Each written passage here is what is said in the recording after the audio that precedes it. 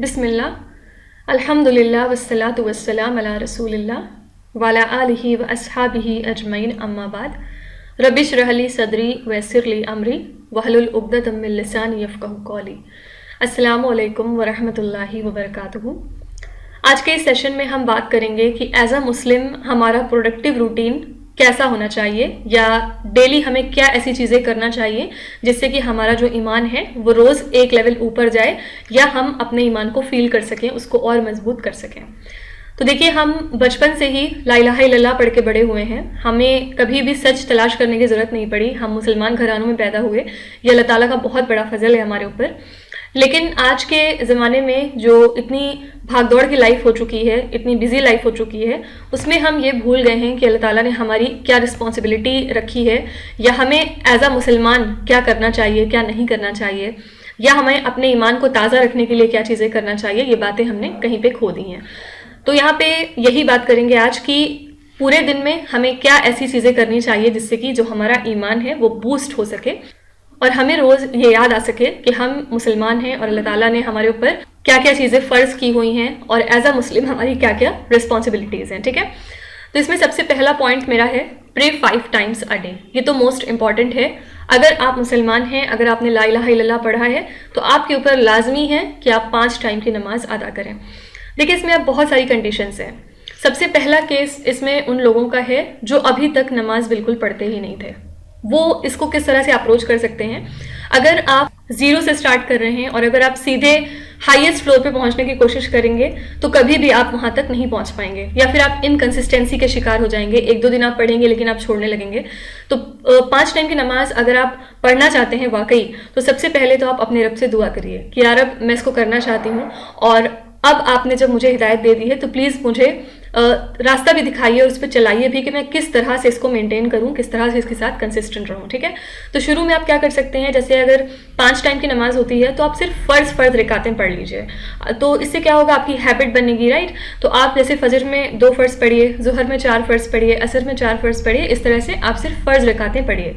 फिर धीरे धीरे जब आपको लगे कि आप हफ्ते भर या 10 दिन तक इसके साथ कंसिस्टेंट हो चुके हैं, अब आपकी ये नमाजें पक्की हो रही हैं और मिस नहीं हो रही हैं, तो फिर आप इसमें थोड़ा और ऐड कर सकते हैं। जैसे कि आप सुन्नतें थोड़ी थोड़ी ऐड करिए। जैसे कि फ़र्ज़ में तो 2 ही सुन्नतें होती हैं, वो ऐड कर लीजिए। फिर ज़ुहर में आप कोशिश करिए कि आप 4 सुन्नतें भी पढ़ें, इन केस अगर आपके पास टाइम है तो। अगर नहीं है, अगर आप बहुत ही ज़्यादा बिजी हैं, तो एटलीस्ट ये तो बिल्कुल थ्रेशोल्ड है कि जो फ़र्ज़ रकातें हैं हमारी वो तो कंप्लीट होनी ही होनी चाहिए। लेकिन फिर भी अगर आप कोशिश करेंगे तो डेफिनेटली अल्लाह ताला हेल्प करते हैं फिर ऐसे लोगों की, और फिर वो और भी ज़्यादा नेकी में उनके इजाफा होता है। ठीक है, फिर आप जब सुन्नतों के साथ कंसिस्टेंट हो गए, आपको हफ्ता 15 दिन लग गया सुन्नतों को कंसिस्टेंट करने में, तो फिर आप नफिल भी उसमें ऐड कर सकते हैं। और धीरे धीरे आप देखेंगे कि इस तरह से आपकी जो 5 टाइम्स की नमाज है, जो 5 वक्त की नमाज हम पढ़ते हैं, वो मेंटेन हो जाएंगे। ठीक है, और इसके अलावा आपको एक और यहाँ पे ये अहद करना होगा कि अगर इन केस दिन भर में कोई एक भी नमाज आपकी छूट रही है तो at the end of the day वो आपकी कंप्लीट होनी चाहिए। मीन्स इसका क्या क्राइटेरिया है, जैसे बहुत सारे लोग फजर नहीं पढ़ पाते, तो इन केस अगर आपकी फजर छूट रही है तो आप उसकी कज़ा 2 रकातें जब भी आप उठिए उसको मुकम्मल करिए। ठीक है, तो जब आप रात में अपने बिस्तर पे लेटें तो आपको ये श्योरिटी होनी चाहिए दिल में कि मैंने 5 टाइम की नमाज कंप्लीट की है। भले कोई कोई कज़ा हो गई, कोई कोई पूरी हो गई, कोई कोई वक्त पे पढ़ी, कोई कोई देर से पढ़ी, लेकिन आज मैंने 5 टाइम की नमाजें जो हैं कंप्लीट करी हैं। तो वो जो एक सकूनत फिर आपके दिल में अल्लाह ताला नाजिल करेंगे वो बहुत ही ज़्यादा प्रेशस है। ट्रस्ट मी, आप करके देखिए एक बार। और इसके अलावा अगर जो है कोई इंसान ऐसा है जिसके पास टाइम नहीं है, सपोज कोई बहुत ज़्यादा बिजी है, तो अगर उसको सिर्फ 2 टाइम की नमाज़ पढ़ने का मौका मिल रहा है, फॉर एग्जांपल दिन भर वो ऑफिस में रहता है, फजर में उठ नहीं पा रहा है, लेकिन हाँ मगरिब और इशा में वो खाली रहता है, तो मगरिब और इशा वो 2 टाइम की ही पढ़ ले, कोई बात नहीं। और मन में दुआ करता रहे हमेशा कि यार अब मैं इसको करना चाहती हूँ, किस तरह करूँ मुझे नहीं पता। तो क्या होगा कि जब आप 2 टाइम की नमाज़ें पढ़ेंगे तो फिर आपका दिल खुद चाहेगा कि और आप इसको बढ़ाएं। आप 3 टाइम की नमाज़ें पढ़ने लगेंगे, 4 टाइम की पढ़ने लगेंगे धीरे धीरे, और फिर लास्ट में 5 हो जाएंगी। देखिए, शैतान का एक बहुत बड़ा हथकंडा ये होता है कि जब आप नए नए दिन की तरफ आते हैं, जब आप नए नए प्रैक्टिस करना शुरू करते हैं दिन को, तो शुरू में इंसान जाहिर सी बात है औलमा नहीं हो जाता है, धीरे धीरे एक एक स्टेयर्स को चढ़ता है बहुत हिम्मत के साथ। तो वो जो स्टेयर्स चढ़ता है तो वहीं पे शैतान आपको बहकाना शुरू करता है कि तुम 2 टाइम की नमाज क्या ही कर लोगे पढ़ के, जब तुम 3 टाइम की मिस कर रहे हो तो 2 पढ़ के तुम्हें क्या मिल जाएगा, गुनाह तो फिर भी हो रहे हैं। तो यही सब वसवसे डाल डाल के आपको उससे भी डिमोटिवेट करता है कि जब 3 टाइम की नहीं पढ़ी तो 2 पढ़ के क्या कर लोगे, छोड़ दो इसको भी, रहने दो, पढ़ेंगे तब जब 5 टाइम की आने लगेगी पढ़ने। तो लेकिन इस तरह नहीं होता। वही मैंने आपको शुरू में बताया ना कि 0 स्टेयर से लेके 100 स्टेयर्स तक कोई एक बार में नहीं पहुंच जाता, आपको धीरे धीरे धीरे धीरे सीढ़ियां चढ़नी होंगी, ठीक है। और हर दिन जो बीत रहा है ये स्ट्रगल रहेगा आपके और आपके नफ्स के बीच में। आपको अपने आप को हर दिन मोटिवेट करके रखना होगा कि आज मुझे अच्छा करना है, कल से बेहतर करना है, कल से ज्यादा करना है, कुछ नहीं तो एक नेकी ही बढ़ाएंगे कल से, लेकिन करेंगे। तो इस तरह जब आप खुद को मोटिवेट करेंगे तो डेफिनेटली फिर अल्लाह ताला जरूर आपकी हेल्प करेंगे। तो यहाँ मेरा बताने का पर्पज ये था कि 5 टाइम की नमाज लाजमी है, कोई भी इसके लिए हीला बहाना नहीं चलेगा। और इसके बारे में आप कितनी भी हदीस पढ़ सकते हैं कि कितनी ज़रूरी है ये 5 टाइम की नमाजें, इसके बिना कोई भी गुंजाइश नहीं है हमारे बचने की। पहले जब नबी सल्लल्लाहु अलैहि वसल्लम का ज़माना था उस टाइम पे अगर कोई 5 टाइम की नमाज़ पढ़ता था तो उसके लिए लोग इस तरह के चीज़ें कहते थे कि अरे वो सिर्फ 5 ही टाइम की नमाज़ पढ़ता है और कुछ नहीं करता है। और अब के ज़माने में कैसा टाइम चेंज हुआ है कि कोई अगर 5 टाइम की नमाज़ पढ़ता है तो हम उसे बहुत बड़ा कोई औलमा समझते हैं कि अरे वो तो 5 टाइम की नमाज़ पढ़ता है।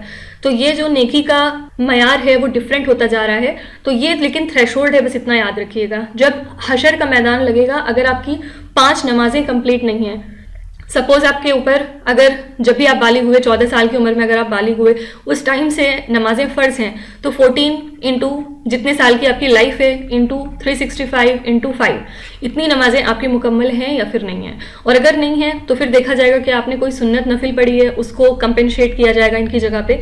अगर वो भी नहीं है तो फिर आपका जो नमाए माल है वहीं पे क्लोज हो जाएगा। फिर इसके आगे आपने क्या चैरिटी की थी, क्या आपने रोजे रखे, क्या आपने किया नेकी के फॉर्म में, वो सब कुछ काउंट नहीं होगा। तो इसीलिए नमाज जो है वो पहला स्टेप है हशर के दिन पास होने का, इसको बहुत ही ज़रूरी समझना चाहिए। और नो मैटर आपके पास कितना भी काम हो, याद रखिएगा कि दुनिया में ऐसे लोग भी हैं जो 5 टाइम की नमाज पढ़ते हैं, उनके पास भी 24 घंटे हैं और आपके पास भी 24 घंटे हैं। तो अगर वो पढ़ सकते हैं तो हम क्यों नहीं पढ़ सकते। और वैसे भी अल्लाह ताला ने आपको 24 आवर्स दिए हैं, उसमें से अगर आप सिर्फ फर्ज रिकाते पढ़ेंगे तो आपको मैक्सिमम 2 घंटे से ज़्यादा नहीं लगेगा। तो क्या जिस रब ने आपको 24 घंटे दिए हैं आप उसके लिए क्या 2 घंटे नहीं निकाल सकते। और अगर नहीं निकाल सकते तो फिर ये सोचने की बात है, ठीक है। तो यहाँ पे बहुत ही ज़्यादा मैं इंसिस्ट करके बोल रही हूँ कि कोई भी अगर आप में से नमाज नहीं पढ़ पा रहा है, उसको दिक्कत हो रही है, तो प्लीज़ वो शुरू तो करे और अपने रब से बस दुआ मांगता रहे। डेफिनेटली अल्लाह ताला फिर उसके लिए आसानी क्रिएट करेंगे। तो सबसे पहला मेरा पॉइंट ये है कि आपको डेली 5 टाइम की नमाजें मुकम्मल करनी चाहिए। हाँ, कभी कभी यस आपके पास मसरूफियत रहती हैं, वक्त नहीं होता है, तो फिर आप उसको कज़ा के फॉर्म में कंप्लीट कर सकते हैं, या फिर आप शॉर्ट करके नमाज पढ़िए, लेकिन उसको छोड़ने का कोई भी सवाल पैदा नहीं होता, ठीक है। फिर इसके बाद अगला पॉइंट मेरा यहाँ पे है कि हर नमाज के बाद डिफरेंट सूरा होती हैं जो आपको पढ़नी होती हैं, ठीक है। और ये सारी जो सूरा है आपको फ़ोन में बहुत ही ईजिली अवेलेबल होती हैं। और जब भी आप कभी नमाज पढ़ के बैठें, बस 5 मिनट निकालें, उसके बाद ये सारी सूरा आप रिसाइट कर सकते हैं। जैसे कि फजर की नमाज पढ़ने के बाद आप बिस्तर पर गए हैं, बिस्तर में फ़ोन उठाया और सूरह यासीन और सूरह फजर पढ़ लिया। इसी तरह ज़ुहर की नमाज के बाद सूरह अल फतह पढ़नी चाहिए, असर की नमाज के बाद सूरह नबा पढ़ते हैं, मगरिब के बाद सूरह वाक़िया और सूरह मुज़म्मिल, और इशा के बाद सूरह मुल्क और सूरह सजदा। तो ये छोटी सी लिस्ट है जो आप अपने दिमाग में बैठा सकते हैं और इन सूरा को डेली रिसाइट करिए। इनके बहुत सारे फ़ायदे हैं, अभी मैं उसमें नहीं जा रही हूँ कि इसके बेनिफिट्स क्या हैं या इसकी फजीलतें क्या हैं। अभी मैं सिर्फ आपको एक बैकग्राउंड बता रही हूँ कि किस तरह से आपको अपना डेली रूटीन सेट करना है। तो आपने सबसे पहले ये अहद किया कि मैं 5 टाइम की नमाज पढ़ूंगी, और उसके बाद हर नमाज के बाद कौन कौन सी सूरा रिसाइट करनी है आपने वो पढ़ लिया। फ़ोन में आप कभी भी जाके गूगल में सर्च कर सकते हैं और वहाँ से सूरा देख सकते हैं, डाउनलोड कर सकते हैं, ठीक है। सेकेंड पॉइंट पे आते हैं, recite a part of Quran daily. ये बहुत इंपॉर्टेंट हिस्सा है आपके जिंदगी का, और ट्रस्ट में इसके मोजज़ात जो हैं वो आप अपनी ज़िंदगी में खुद देखेंगे। कुरान को अल्लाह ताला ने नबी सल्लल्लाहु अलैहि वसल्लम के ऊपर सिर्फ इसलिए नाजिल नहीं किया था कि हम उसको सिर्फ रमज़ान में खोलें या हम उसको कहीं अपने घर में ऊंची दीवारों पे रख दें और ऊंची शेल्फ पे रख दें उठा के, या फिर हम उसके नीचे से दुल्हन को गुजारें। इस सब पर्पज़ के लिए कुरान नहीं आया था। कुरान एक हिदायत की किताब है और इसमें बहुत ही ज़्यादा बरकत है, हर लफ्ज़ पे बरकत है, हर लफ्ज़ पे अजर है, हर लफ्ज़ पे आपको सवाब मिलता है। तो आप एक छोटा सा अपने लिए टास्क बना सकते हैं कि आपको कुरान का एक हिस्सा डेली डिसाइड करना है। अब वो आपके टाइम और आपके इस्तिकात के ऊपर डिपेंड करता है कि आप कितना पढ़ सकते हैं। जैसे जब मैंने शुरू में कुरान रेसिटेशन शुरू किया था एकदम स्टार्टिंग में, मुझे याद है, तो मैं क्या करती थी, एक पारे का 4 हिस्सा करती थी, ठीक है। और हर दिन, जैसे आज पहला दिन है तो मैं सिर्फ 1/4 पार्ट पढ़ती थी कुरान का, फिर दूसरे दिन दूसरा पार्ट, तीसरे दिन तीसरा पार्ट, और इस तरह से 4 दिन में मेरा एक पारा मुकम्मल होता था, ठीक है। तो आप इस तरह से अपने कन्वीनियंस के हिसाब से अपना जो है टास्क बना सकते हैं, डिवाइड कर सकते हैं पारा को। कुछ नहीं कर सकते अगर आप, तो आप एक रुकू पढ़ लीजिए, नहीं आपके पास उतना भी टाइम तो आप 10 आयतें पढ़ लीजिए, लेकिन डेली कुरान को खोलना जरूरी है, बस ये याद रखिए, ठीक है।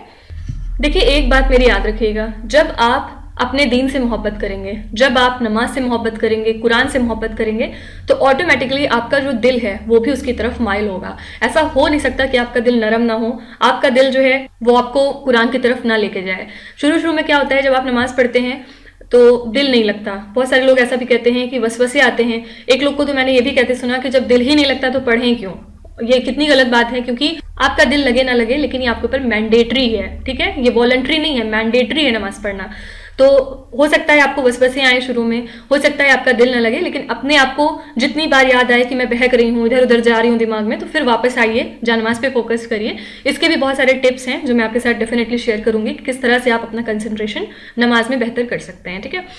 इसी तरह से कुरान के साथ भी है, जब आप कुरान के साथ जुड़ने की कोशिश करेंगे तो कुरान खुद आपको अट्रैक्ट करेगा अपनी तरफ, और फिर धीरे धीरे आप देखेंगे कि आप शुरू में 10 आयतें पढ़ते रहे, फिर धीरे धीरे आपने उसको बढ़ा के 15 करी, 20 करी, और धीरे धीरे आप आधा आधा पारा पढ़ लेंगे एक दिन में। लेकिन यहाँ पे बस जरूरत है शुरुआत की, ठीक है। आपको एक अहद लेना है खुद में और डेडिकेटेड तरीके से इसको स्टार्ट करना होगा, ठीक है। फिर थर्ड पॉइंट है यहाँ पे, रीड अल्लाहुम्मा बारिक ली फिल मौत व फीमा बादल मौत 25 टाइम्स। ये जो है एक दुआ है आप कह सकते हैं, और इसको आपको दिन भर में 25 बार पढ़ना होता है। इसकी फजीलत मैं आपको बता देती हूँ। इसकी फजीलत ये है कि आपको शहादत का दर्जा मिलता है मौत के वक्त इसको पढ़ने से, ठीक है। तो 25 बार आपको अगर याद नहीं है तो क्या काम कर सकते हैं आप, हर नमाज के बाद इसको 5 टाइम्स पढ़ सकते हैं। 5 नमाजें होती हैं और 5 टाइम्स आप हर नमाज के बाद पढ़ेंगे तो 25 हो जाएगा, ठीक है। तो ये जो है आपकी रूटीन में होना चाहिए कि आप नमाज के बाद जानमाज पे बैठे बैठे बस इसको 2 मिनट के अंदर अंदर 5 बार रिसाइट कर लीजिए, ठीक है। फिर अगली चीज हमें क्या पढ़नी है, अल्लाहुम्मा अजिन्नी मिनन नार और अल्लाहुम्मा इन्नी अस्अलुकल जन्नह। यहाँ पे हम क्या कहते हैं कि ए मेरे रब अजिन्नी मिनन नार, हमें जहन्नम की आग से बचा ले। अल्लाहुम्मा इन्नी अस्अलुकल जन्नह, कि या रब मैं तुझसे जन्नत का सवाल करती हूँ। तो ये जो है सुबह शाम पढ़ना चाहिए। अल्लाहुम्मा अजिन्नी मिनन नार 7 टाइम्स आपको पढ़ना है। ये फजर के बाद जो है और मगरिब के बाद पढ़ा जाता है, लेकिन अगर इन केस आप भूल गए तो आप सुबह कभी भी पढ़ सकते हैं, 7 बार इसको और 3 बार इसको। तो आप चाहे सो के उठे हैं तब आपको याद आ गया तो आप पढ़ लीजिए, और शाम के टाइम भी, जैसे शाम के टाइम मगरिब के बाद भी पढ़ सकते हैं, इशा के बाद भी पढ़ सकते हैं, लेकिन याद रखिए सुबह शाम आपको 7 बार अल्लाहुम्मा अजिन्नी मिनन नार पढ़ना है और 3 बार अल्लाहुम्मा इन्नी अस्अलुकल जन्नह। इससे होता क्या है, जब आप पढ़ते हैं अल्लाहुम्मा अजिन्नी मिनन नार कि ए मेरे रब मैं तुझसे पनाह मांगती हूँ जहन्नम की आग से, यानी कि मैं उसमें नहीं जाना चाहती, तो जहन्नम खुद आपके हक में दुआ करता है अपने रब से कि ए मेरे रब इसने दुआ पढ़ी है तो इसको मेरे अंदर मत डालना। इसी तरह से जब आप पढ़ते हैं अल्लाहुम्मा इन्नी अस्अलुकल जन्नह, तो जन्नत फिर आपके हक में दुआ करती है कि ए मेरे रब इसको मेरे अंदर डाल दे। तो ये दुआ भी बहुत ही खूबसूरत है, एक एक लाइन की है, लेकिन आप इसको अपने डेली रूटीन में शामिल कर सकते हैं। नेक्स्ट है रिसाइट आयतल कुर्सी आफ्टर एवरी सलाह। ये मैंने आपको पहले भी बताया है कि आयतल कुर्सी बहुत ज़्यादा पढ़ना चाहिए वैसे भी, और ये सुबह शाम के अस्कार में भी शामिल होता है। और क्यों पढ़ना चाहिए, क्योंकि जो कोई भी एक नमाज के बाद आयतल कुर्सी पढ़ता है, अगर दूसरी नमाज के पहले पहले उसकी मौत आ जाती है तो वो सीधे शुहदा के दर्जे पे पहुंच जाता है। और वैसे भी आयतल कुर्सी की बहुत सारी फजीलतें हैं जो हम ऑलरेडी डिस्कस कर चुके हैं। तो हर नमाज के बाद आप आयतल कुर्सी ज़रूर पढ़ा करिए। फिर नेक्स्ट है रीड सुबहान अल्लाह 10 टाइम्स, अल्हम्दुलिल्लाह 10 टाइम्स, अल्लाह अकबर 10 टाइम्स आफ्टर एवरी सलाह। फिर उसके बाद इसी में एक तरह से एडिशन है, प्लस रीड सुबहान अल्लाह 33 टाइम्स, अल्हम्दुलिल्लाह 33 times and Allah Akbar 33 times at night. किस तरह इसको पढ़ना है, आपने जैसे सपोज फजर की नमाज पढ़ी तो आपको बैठे बैठे उंगली पे सुबहान अल्लाह 10 बार पढ़ लीजिए, अल्हम्दुलिल्लाह 10 बार और अल्लाह अकबर 10 बार। इसी तरह से आप जितनी बार भी नमाज पढ़ेंगे उतनी बार आपको ये पढ़ना है। और फिर सोते टाइम यानी कि सोने से पहले सुबहान अल्लाह 33 बार पढ़ना है, अल्हम्दुलिल्लाह 33 बार और अल्लाह अकबर 34 बार। यहाँ 33 लिखा है लेकिन 34 क्योंकि 100 कंप्लीट होना चाहिए, ठीक है। तो इसके बारे में ये हमें पता चलता है कि ये जो पूरा नंबर है, जैसे कि आपने 10, 20, 30 बार पढ़ा ये कलमा एक नमाज में, और आप 5 बार मिला के 150 बार ये पढ़ते हैं और उसके बाद 100 बार ये पढ़ते हैं, तो ये टोटल हो जाता है 250, ठीक है। ये जो 250 कलमात हैं जो आपने पढ़े हैं एक दिन में, इसका जो वेटेज है ये बहुत ही भारी है। इसको मैंने एक जगह पढ़ा था कि इसका जो वेटेज है वो इतना भारी है कि अगर एक तराजू पे आप इसको रखेंगे और दूसरे तराजू पे इस दुनिया की हर चीज़ को रख देंगे तो भी ये भारी रहेगा। तो आप सोच सकते हैं कि आप अपने नमाए अमाल में किस कदर वजनी चीज़ ऐड कर रहे हैं और ये कितनी ज़्यादा नेकियों से भरी हुई है। तो इसलिए इसको भी आप ऐड कर सकते हैं। और इसमें मैं आपको वही सारी चीज़ें बता रही हूँ जो ऑलरेडी मैं प्रैक्टिस करती हूँ, जो ऑलरेडी मैंने अपनी रूटीन में इंक्लूड किया हुआ है, इसलिए मैं आपको भी ये सजेस्ट कर रही हूँ, ठीक है। फिर अगला हम पढ़ेंगे मॉर्निंग एंड इवनिंग अदकार। इसके बारे में मैंने आपको पिछले ही लेक्चर में बताया था, जहाँ पे मैंने आपके साथ एक एप्लीकेशन भी शेयर की थी जिसका नाम है दिक्र एंड दुआ एप्लीकेशन। आप इसको डाउनलोड कर सकते हैं, बहुत ही अच्छा एप्लीकेशन है। इसमें मॉर्निंग इवनिंग के अस्कार आपको पूरे मिल जाएंगे और उनको पढ़ने के लिए सिर्फ आपको 30 मिनट्स की ज़रूरत होगी सुबह शाम, और आप इनको पढ़ सकते हैं। फिर आप खुद फील करेंगे कि आप जो है प्रोटेक्टेड हैं और जो शैतान का असर होता है, उसके जो वसवसे आते हैं दिल में, वो सभी कम होने लगते हैं, ठीक है। तो बस आपको यहाँ मजबूती से, ईमान के साथ, कॉन्फिडेंस से ये पूरे अस्कार करने हैं। फिर नेक्स्ट है रिसाइट दुआ बिफोर स्लीप। इसमें जो है ये जो एप्लीकेशन है, इसमें आपको ये भी मिल जाएगा कि सोने के पहले आपको कौन कौन सी दुआएं पढ़नी है, तो आप वो भी पढ़ सकते हैं, जिससे कि आपकी जो रात है वो इबादत में कन्वर्ट हो सके और आपको ढेरों ढेर अजर मिल सके।